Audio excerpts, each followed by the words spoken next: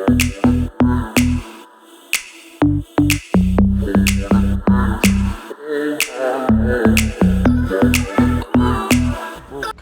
kita menuju ke arah ban and pick. Kalau kita dibandingkan kita harus ada baku hantam. Bigetron. Oke. Itu Geek Farm. Oke. Iya. Kalau gitu kita lihat di mana ada respect terhadap Janaki. Dengan ada satu dua Fanny yang kita tahu permainan Fanny yang agresif dilakukan oleh seorang Janaki. Dan Julian tidak akan juga dilepaskan untuk para pemain dari tim Bigetron Alpha. Iya, ini kayaknya Julian bakal lebih ke arah secure juga karena kita tahu bahwa teman-teman dari Bigetron Alpha sangat possible untuk membawa Julian ini di area mid lane untuk Moreno. Gue berkaca dari pertandingan yang kemarin ya, ini gue ngelihat Bigetron Alpha yang dulu, ini mulai masuk lagi ke Bigetron Alpha yang sekarang loh. Oke, tempo permainannya Tempo permainan kemarin tuh mereka udah balik lagi, ini udah mulai balik kayak dulu, mereka tahan, mereka ulur waktunya sampai menuju ke area late banget. Hingga masuk ke area dari playground mereka, ya udah itu waktunya mereka bermain, waktunya mereka mengajar dan benar kemarin. Tapi gue boleh nggak setuju nggak sih? Kenapa tuh? Karena menurut gue Bigetron yang sekarang ini udah Bigetron yang new era. Betul. Tapi menurut gue dia tuh udah mulai menyesuaikan dengan line up dari draft pick-nya. Kalau aku bilangnya emang sekarang tuh Bigetron kayak kebalikannya season 7. Mereka bertransisi kan, mereka bertransisi. Tapi dia adjustable. Jadi kan biasanya mereka dengan template bermain late game. Atau enggak bermain dengan lama lah. Bermain tempo Tapi lama. Bermain tempo lama, poin kill kecil. Tergantung dari draft pick-nya. Iya, Apakah dia bisa menyesuaikan ke arah late game atau bahkan di early game mereka bisa langsung singkat, padat dan jelas. Itu adalah jawaban dari coach dari Friendini bahwa dia membawa sebuah template yang berbeda-beda sesuai dengan kondisi yang dibawakan dalam sebuah gamenya. Karena terbukti ketika coach V ini pindah ke Bigetron Alpha. Terbukti bersalah. Bukan. Kok malah jadi ini ya?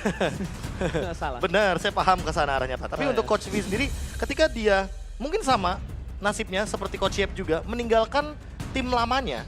Ya kan tim dia waktu di Filipina itu timnya langsung berbeda untuk sekarang. Ya makanya berarti tandanya bisa membawa angin segar. Tapi segar. dengan adanya satu buah Benrix yang sangat kuat digunakan oleh seorang Marky. Ini menurut gue ini ada salah satu yang berbahaya dan harus diwaspadai lagi Fem. Dan kita lihat Marky berkomentar, Sadera adalah player yang luar biasa. Saya setuju jika ia dijuluki Rookie Monster. Oke, Kadera. Mantap sekali. Marky sudah lancar untuk berbahasa Indonesia. Betul, bukan itu ditranslatein aja. Oh, iya? Coba bahasa Filipina gimana? Ada tisu nggak sih mau mimisan nih ntar. tapi itu adalah sebuah fakta yang menarik bahwa Marky sebagai gold laner yang udah veteran, yang dia udah juga melalang buana. Dia punya teman dekat juga, Kelra, tahu kan dari Smart Omega yang tahu. begitu powerful di gold Itu lane aku nggak bilang dia teman dekat sih. Murid lebih tepatnya. Murid. Iya. Dia aja masih mengakui bahwa ini dia Kadera, Rookie Monster. Yang tentunya masih diamankan untuk one-one ya. Salah satu hero yang cukup menakutkan. Nah ini dia. Ini lebih ke arah kayak oke gua kasih power untuk seorang Marky tapi lu harus siap-siap 2 hero power dan nyaman dari Geek Fam ini sudah diamankan oleh kedua player dari mereka. Dan satu hal lagi, Profesor KB udah bilang Bigetron Alpha wajib kudu harus banget mendapatkan poin di match kali ini karena mereka berada di ujung tanduk. Iya, apalagi dengan 2 kemenangan yang sudah mereka amankan, mereka harus menyusul ketertinggalan dan kalau Bigetron Alpha 4 kemenangan tentunya hal ini akan membuat mereka makin lebih aman menuju ke babak playoff. Tapi untuk sekarang dengan Lunox yang diamankan lagi sering banget nih Lunox dan bahkan Digi. Salah satu hero yang bisa menghalau untuk one-one mendapatkan sebuah weakness point. Oke, ini pastinya bisa lagi mereset dari weakness point yang akan dimiliki oleh Wawan. Tapi di satu sisi Lunox-nya ini loh, Lunox-nya benar-benar diberdayakan. Cepet banget mereka mengamankan hero ini. Guna ya melihat lagi, one-one ada di satu sisi yang dimiliki oleh Geek.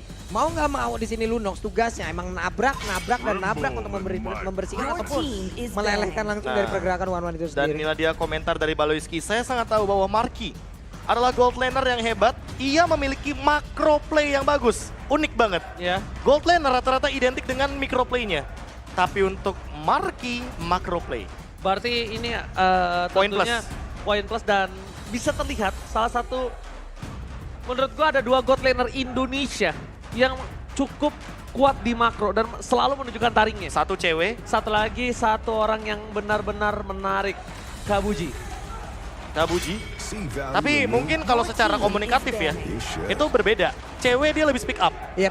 Kalau misalkan kita melihat Kabuki, ya dia lebih fokus untuk Bahkan bagaimana kalau bisa cara membaca dibilang mapnya. dua-duanya, kalau kita lihat yang dari mic check aja ya, Iya. dua-duanya ini minim banget untuk berbicara. Karena Iya, dia harus makanya. fokus untuk memikirkan apa yang akan terjadi dan ternyata Di sisi selanjutnya Fredrin, kita tahu beberapa waktu Fredrin digunakan oleh seorang Luke dan berhasil mendapatkan kemenangan.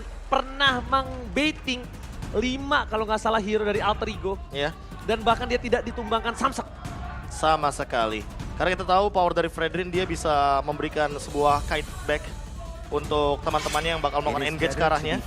Dan Aemon juga sudah di-ban untuk saat ini. Karena kita tahu sekarang Aemon bisa menjadi salah satu hero yang cukup menjadi langganan. Aku sempat ulik-ulik sedikit sih, kenapa alasannya sekarang kayak High itu mengamankan Aemon. Oke. Salah satunya karena kita tuh nggak tahu kalau lagi winning condition, Aemon pukul Lord, itu dia mau commit Lord atau ngumpulin stack. Nah itu dia. Kadang itu jadi sebuah pertanyaan yang kita juga nggak tahu. Tiba-tiba misalkan kita mau ngekontes Lordnya, tiba-tiba Aemonnya cuma ngumpulin stacknya 24 terus nyiprat kena Itu sakit Alashard, hati. 24 stack loh ya. Itu penuh banget masuk Iya, ya. makanya. Cuman yang gue lihat ya di sini dari band yang dilakukan oleh Bigetron apa? Kalau menurut gue nggak perlu juga ya, nggak terlalu perlu juga. Ini menurut gue pribadi ya, untuk nge-ban langsung ke arah dari Fredrin ya. Kenapa? Karena dengan hero yang sudah mereka miliki, mereka punya Digi, mereka punya Lunox. Nggak mungkin di sini mereka kayaknya berani untuk langsung mengamankan juga ke arah Fredrin. Ini meleleh Pak, meleleh karena dia juga lebih baik untuk bisa berhadapan langsung dengan hero-hero melee.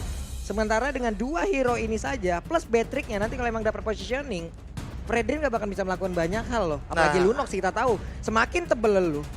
Semakin atit. Semakin sakit juga damage yang akan diberikan dari Chaos Assault, 5% maksimum HP. Iya. Kalau darahnya 10.000, Memang dilihat nambah kan lagi Fredrin 500. ini juga dibilang tebel, nggak tebel, tapi untuk pertahanan tubuhnya, untuk life steal ataupun bisa dibilang HP yang dia punya gitu. Tapi gue lihat di sini yang Masya. sangat-sangat mahal adalah di mana Lunox ini diamankan untuk banyak banget counternya. Iya. Dia Oke. untuk seorang Masya Lee, punya. counter 1-1. Tapi masalah counter utamanya adalah Lilia. Masya-nya nggak ada stopper, nggak ada Nah Ruby di ini. sini, dan bahkan Masya-nya bisa langsung melakukan engage kepada Beatrix.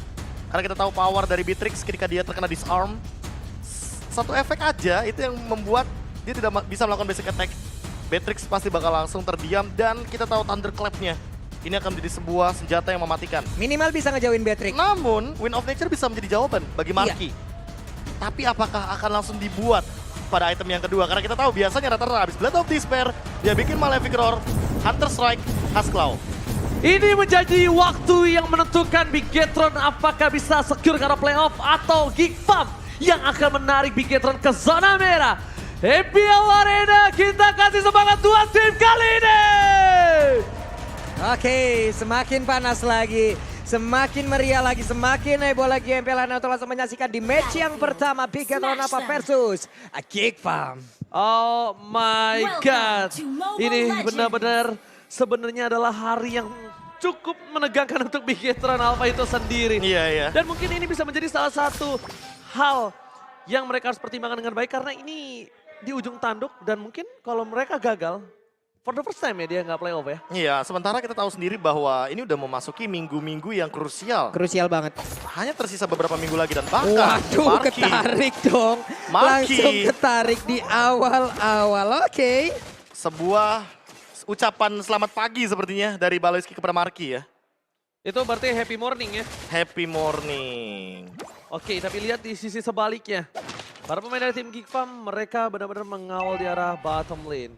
Dan para pemain dari tim Bigetron Alpha sekalipun, dia ini hanya untuk mencoba meringankan dari segi farmingannya.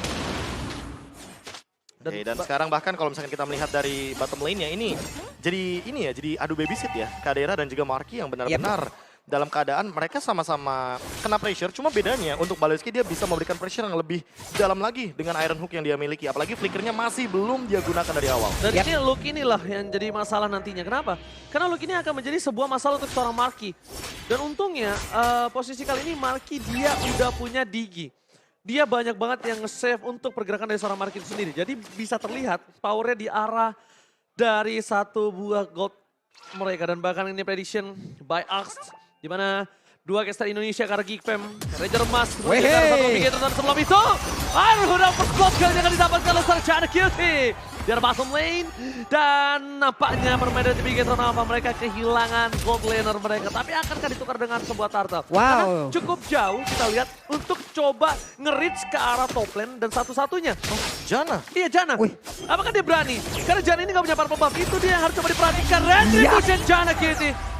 Oh ini rugi banget. Tanpa Tempest of Blade, tanpa adanya Purple Buff dan Max, dia ditumbangkan oleh Luke sendirian di depan. Kerugian yang berlipat ganda terjadi di sini Pak Pulung. Oke. Ketika Big Hero Alpha udah punya setupnya. Ya aku kira itu akan menjadi satu buah turtle free. Setidaknya Marky ada hadiah. Setidaknya Marky Wah. dapat 500. Seperti kita lupa bahwa tidak ada yang gratis di MPL Arena. Tidak ada yang gratis. Tidak ada yang MPL. gratis. Ingat, toilet aja bayar 2.000 apalagi turtle tidak akan dikasih dengan secara gratis. Plus Diki juga tadi masih di bagian bawah kan. Sementara di bagian atas hanya ada Esmeralda dan juga ada mid lanernya. Kekurangan porsi dari player yang dimiliki oleh Bigton Alpha. Tapi dari emblemnya nih Prof.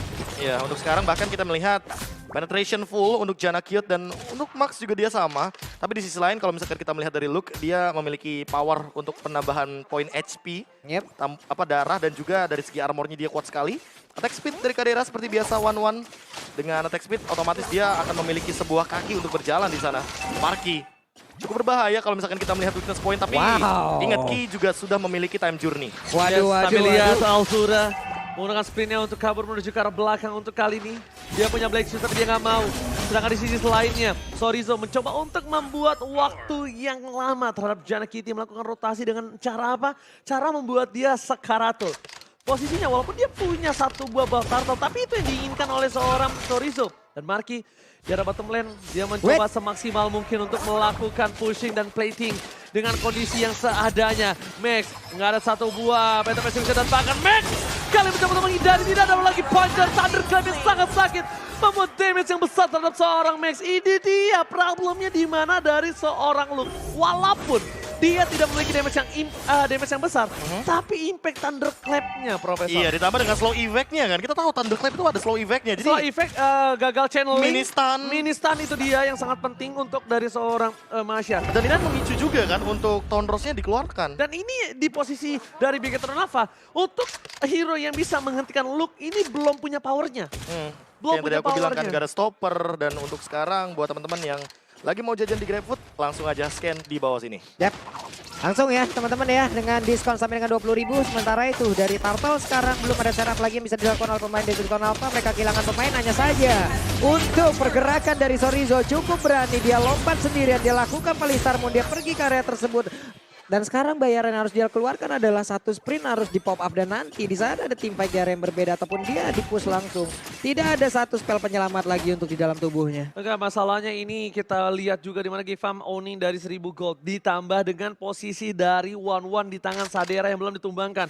Posisi sekarang dengan optimal dari seorang Digi pun itu dia nggak bisa membuat Sadera ini berhenti di depan sana. Padahal Digi ini digunakan untuk itu. Iya. Tapi ketika form yang mereka lakukan tidak berhasil, mereka udah harus coba mulai fokus. Tapi Baloyski, Wow, Baloi. Flicker sudah dikorbankan tapi tidak mendapatkan satu hasil yang cukup maksimal. Namun juga kita lihat Elzura udah mengeluarkan juga karena Black Shoes-nya. Tapi Janna Kitty sendirian cukup berani. Ada satu Thundrose yang memang juga masuk ke dalam tubuhnya ataupun tadi dengan satu Darkening yang dikeluarkan. Oke, tapi melihat adanya orang Janna Kitty yang harus mundur ke arah belakang, dia sadar dia nggak punya purple buff, mau maksa team fight lebih lagi walaupun dia punya Tempest of Blade, itu nggak bakal worth it dan bakal kehilangan semuanya. Kenapa? Dia ditumbangin, purple buff diinvasi, udah purple buff diinvasi, team fight dari bottom lane juga bakal terjadi. Dia sangat berbahaya, satu buah poin kill akan didapatkan oleh seorang Big Hero Alpha. Membuat ruang yang bebas di arah bottom lane. Dan bahkan Sadera harus mundur ke arah belakang yang tandanya bottom turret akan dipecahkan. Sorizo memberikan waktu yang cukup banyak untuk bermain dari Big Hero Alpha di arah bottom lane. Dan nampaknya Sorizo still survive. Alzura. Kali ini sama tanda. Bahkan Marky teropi 3 versus 1. Janna Kitty, what happened? Oh my god. Almost is never enough. Oke. Pertempurannya gila-gilaan loh, 3 lane loh ini. 3 lane terjadi, ada pancingan di atas, di bawah. Agak sedikit memaksakan terlihat tadi yang dilakukan oleh Janna Kitty. Berharap untuk bisa mendapatkan juga ke arah Digi ya, tapi ternyata miskalkulasi membuat dirinya yang hilang. Tapi Iya, jujur, Sorizo apalagi sih. Sorizo itu poinnya yang paling penting, Sorizo-nya nge-buying time di area top lane. Sehingga di bottom lane-nya akan terjadi team fight 4 lawan 3.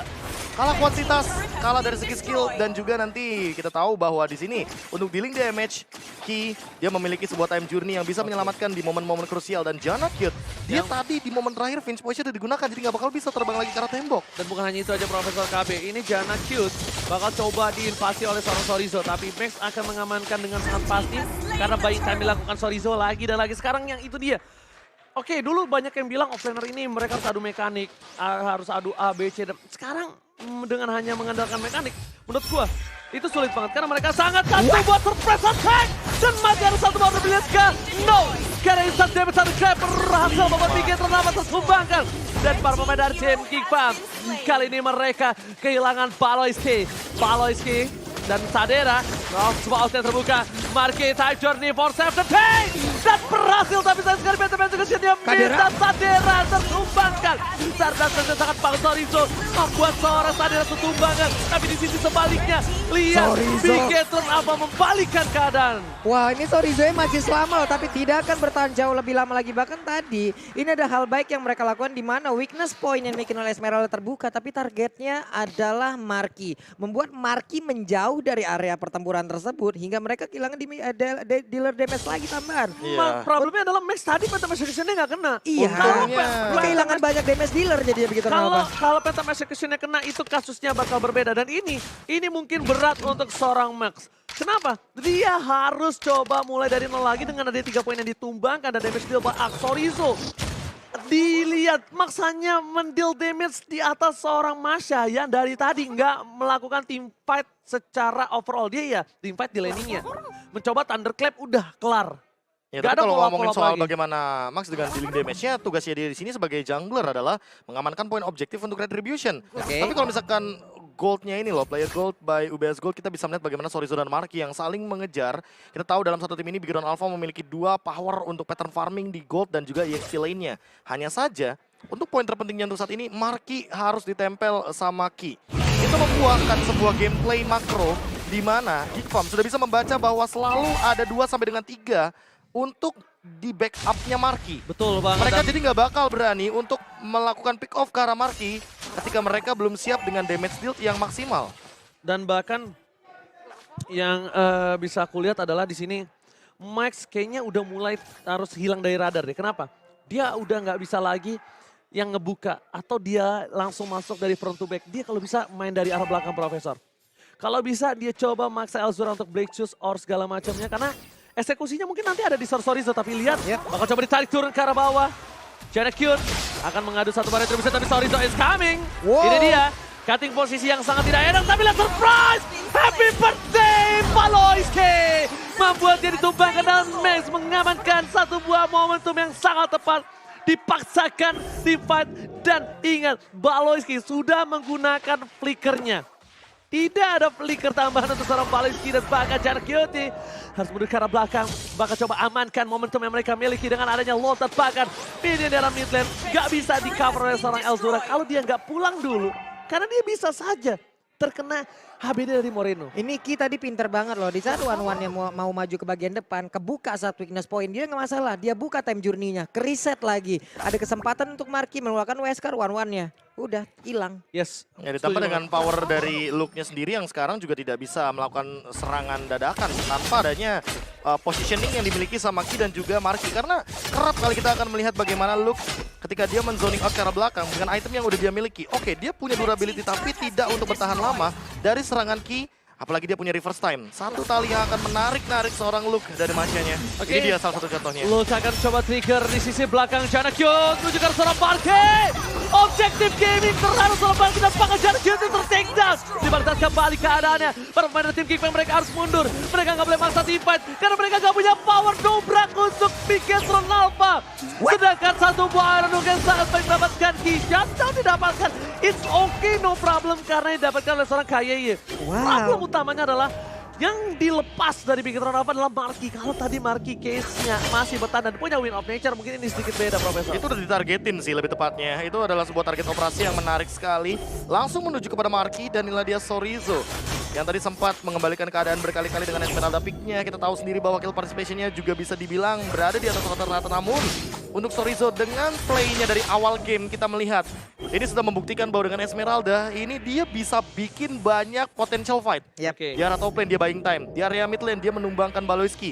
Dan di team fight barusan, dia juga memisahkan team fight-nya agar tidak ada yang bakal mengambil Moreno. Karena Moreno merupakan poin penting untuk nanti di late game. Aset damage magical yang tersisa dari Bigetron Alpha ada di Moreno. Dan kalau seandainya marknya tumbang, Morenonya masih ada, Moreno bisa menjadi poin penting untuk nanti Bigetron Alpha bisa melakukan eksekusi atau finishing ke arah Geek Farm. Oke, ini nampaknya harus ada pertukaran. Kalau misalnya memang berhasil Esmeralda tukar link itu bukan salah satu hal yang sangat baik. Sadera, kayaknya dia ini benar-benar tahu Sorizo. Kalau Sadera nggak mungkin sendiri. Dia memilih diam untuk di arah bushnya.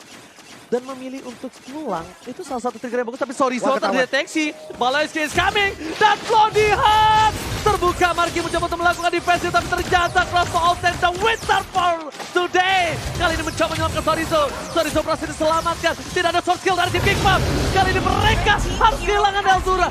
Karena source skill mereka all in karena seorang Sorizo. Membuat mereka kehilangan power. Dan mereka nggak bisa team fight di arah Lord. Ini menjadi kesempatan untuk seorang Max yang memiliki full power retribution, phantom execution, dan Baloiski garap flicker. Informasi udah didapatkan oleh tim Bigetron Alpha. Ini benar-benar Winternya merubah segalanya. Winter merubah momentum yang tadinya menjadi milik Geek Farm. Tapi tahu-tahu dibalikin secepat itu.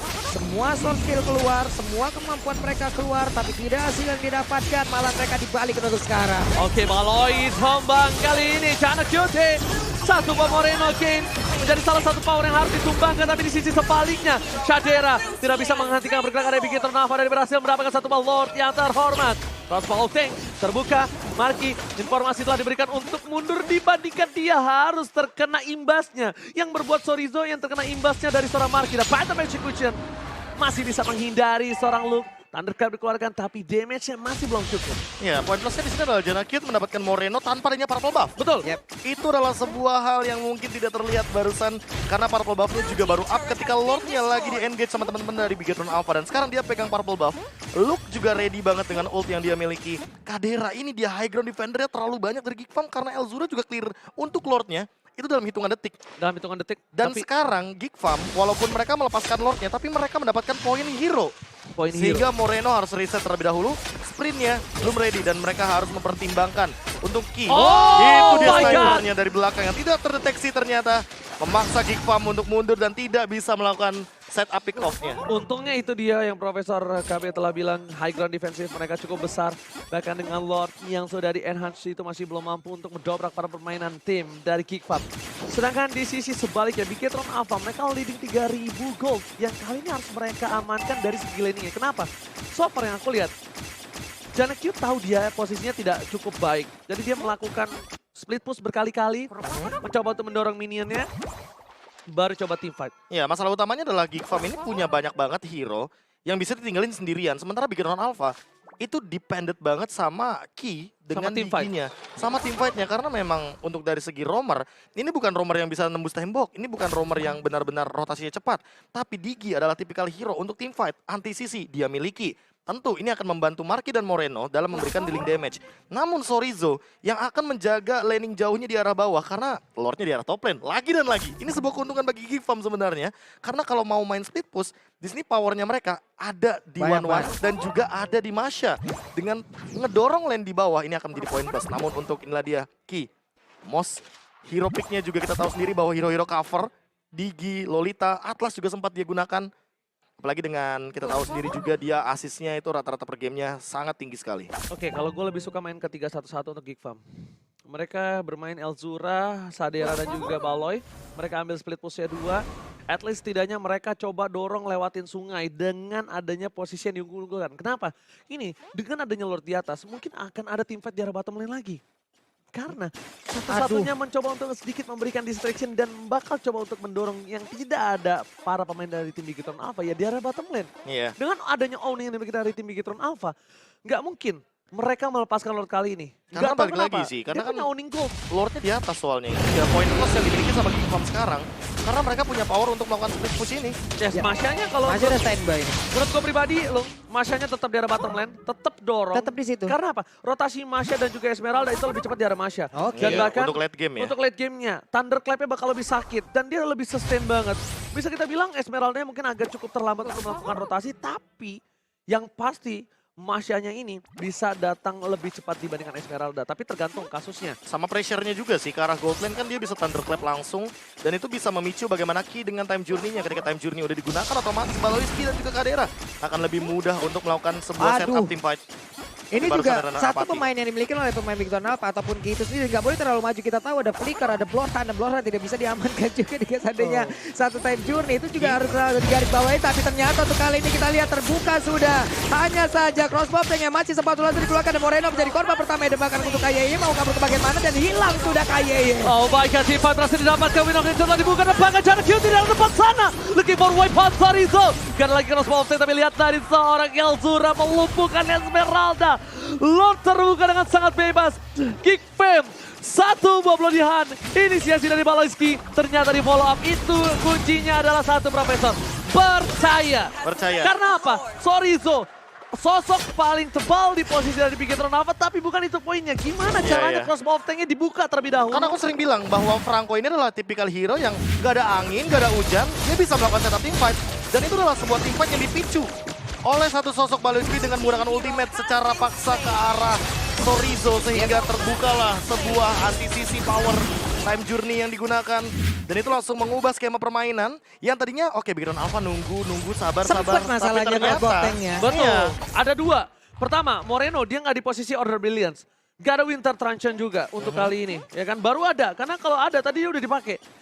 Baru Dan ada Winter. targetingnya Janakut dia langsung menuju kepada Moreno yang belum sempat untuk menggunakan Winter atau bahkan Order Brilliance-nya. Betul banget. Karena stuck di atas palanya itu ke arah yang Dari darknya. chaosnya, dari Iya, chaosnya. ke darkeningnya. Karena mereka akan melakukan ganking dengan owning yang mereka miliki. Dan satu buah lot langsung membalikan keadaan hingga 1.300 goldnya. Posisi dari seorang Elzura. Ini udah gak bisa ditumbangin sama seorang Dan Lancelot. Kalau dia masalah mau fokus ke arah utamanya belakang. lihat Luke, dia Blade Armor. Jadi Marquis serba salah di sini. Walaupun dia udah punya Huskclaw, tapi ketika nantinya Luke akan melakukan Thunderclap ke arah belakang dan itu adalah Marquis, ini akan berbahaya dan Wow. 1v1 Oh, situation. solo kill. Biar Tolblade. Geekbomb memecahkan satu buah Pesture dan China Cutie. Ada wawasan dari sisi Tolblade. Geekbomb fokus ke arah base terdekat dikeluarkan. Marquis mendekat ke belakang dan China Cutie gak melihat apapun terjadi. Geekbomb akan mengamankan game yang pertama karena Luke gak melihat apapun. Luke cuma fokus ke arah build-nya. Geekbomb take